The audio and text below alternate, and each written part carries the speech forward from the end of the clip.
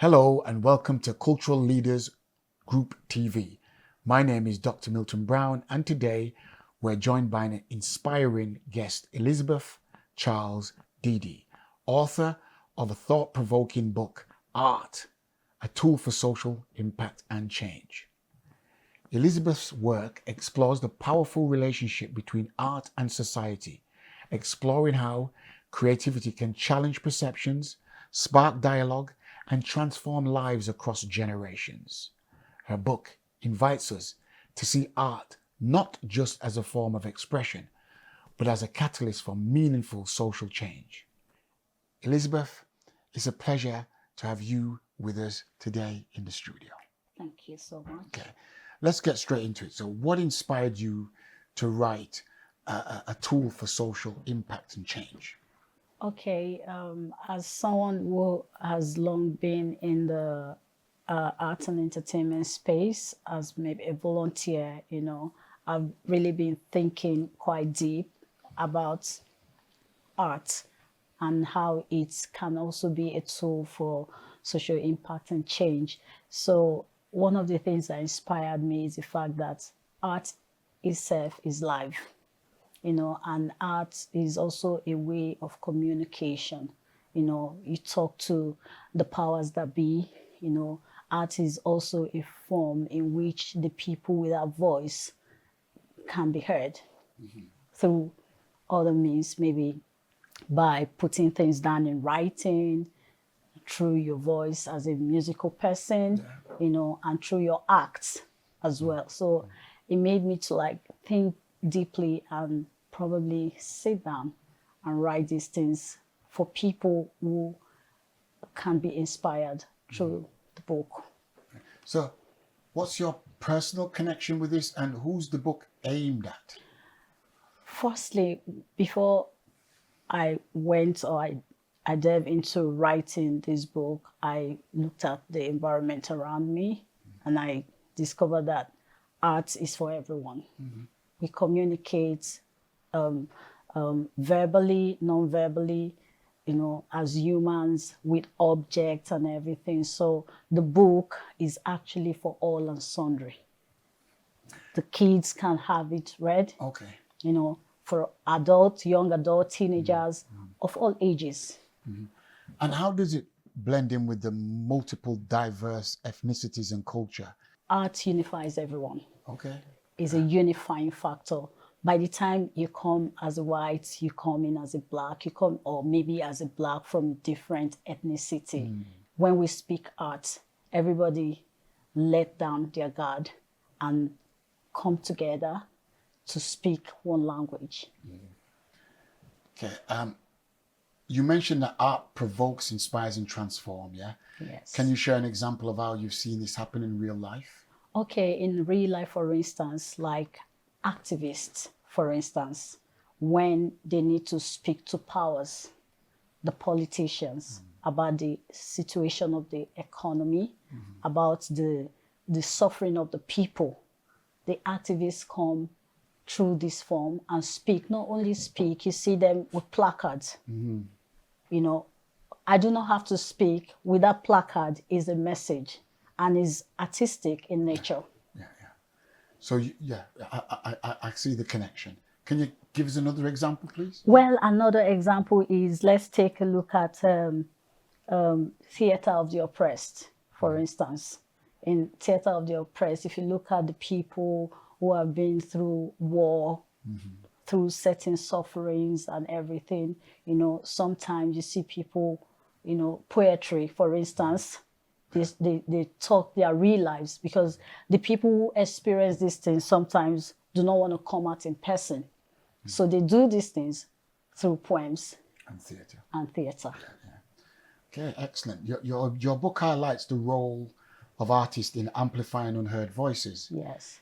In your view, what responsibilities do artists have when addressing social issues and how they can do things differently? Okay, in my own opinion, for instance, as an artist that goes maybe to perform on the stage where the audience is, for instance, the artist actually project what is happening in our present society. So once they come out on the stage, they share, and they don't only share, while sharing, the audience also connects with the problems of the society, and as well pass a message down to the leaders of the society about the sufferings of the people, or about letting the voiceless be heard. Yeah. I wholeheartedly agree with that in more than just principle. Yes. But there are some artists who are just an artist, and they don't really take in the social, cultural, political time of day. And I'm asking, what would you say to those artists? Well, my message to such people is, firstly, what is that driving force that has made you to go into that line? What has been the passion for you? And what are you trying to achieve? Because at the end of the day, let's take, for instance, an artist that draw, for instance. You could just go to somewhere where you feel there is a abject poverty and penury. You stand there and you do some drawings. You don't only say that, you pass a message to the people who are buying it. You also, sometimes, even if you do not say that, you take them into the museums and everything, and people visit such places. People can really connect. Yeah, you might not see that you're doing something, but indirectly you're doing something. However, I want that consciousness in every artist to do the right thing that will impact the society positively. Yeah, I agree. If we all could take that citizens approach of social justice, inclusion, equality, valuing human rights, Oh yes, and so on and so forth, I think our immediate environment will be a better place, and hopefully that would transcend to the world. absolutely. Yeah. I haven't read the book yet, but I certainly will be picking up on the book, and once I've read it, I'm going to ask you to come back in, because Thank you. there might be That a few would be things my that says, and pleasure. you said this. Yeah, that would be my pleasure. Right. Okay, but I'm just asking, does the book kind of address the political governance, like public sector governance, regional political, economic governance, and national politics? Does it share a way of getting around those barriers? Because there are barriers. Yes. Yeah, you're the artist, you walk along, you're thinking, yeah, my work is really, really good, I want to show the whole world, and suddenly no funding, no space. Yeah. The building you used to work in is being demolished to create another space. Does the book kind of address any of that? Firstly, from your first question, the book is for all and sundry. Very true. And the words there are, mild, so that it can contain everybody that I want the book to reach, and so certain words are not pronounced, But then again, the book has got 5 chapters, and in the 5 chapters of the book, I stated that art can be a tool for art can serve as a conflict engagement. Yeah, and the conflict engagement is about not just us in our homes, even between the people and the government. And if there seems to be maybe war or disagreements, where people who have been neglected for too long by the government, and maybe causing chaos amongst the citizens, it can be used as a tool for conflict engagement, so that it will help them see that art is diversified. Yeah, it is diversified in every aspect of our lives. So the government has a very huge role to play when it comes to conflict engagement and art. Yeah, and just to add a little bit more to that, then, from what I'm receiving from you there is if there's enough artists that want change, Yeah. then use their artistic prowess Yes. to leverage change with political governance. Absolutely. Yeah. Okay. Thank you. Correct. Thank you. Do you believe art is an accessible tool for change for everyone, or regardless of the background? Or how can individuals who don't consider themselves as artists still engage with art for social impact? I guess you've touched on that, but if you could just... Okay, I'll say maybe in a different way. That's right. Yeah. Like the sufferings of certain people can't be projected by an artist without the people coming out. Yeah. However, the place where these people will appreciate it is when they see them being documented, you know, and their joy will be the fact that a message has been passed to the right people via this means. Was it Shakespeare says the world is a stage? Yes. I'm sure it was Shakespeare. Yes. And I guess what I'm hearing from you is that we're all artists in our own right. Yes, we are. Could you expand on that a little bit more, please? Okay. Let me say, for instance, someone who really can stand and speak to power, or somebody who is suffering, going through some pain, can't speak for themselves. And an artist has gone to such environment to see that these people are really suffering. They have been deprived for too long by the government.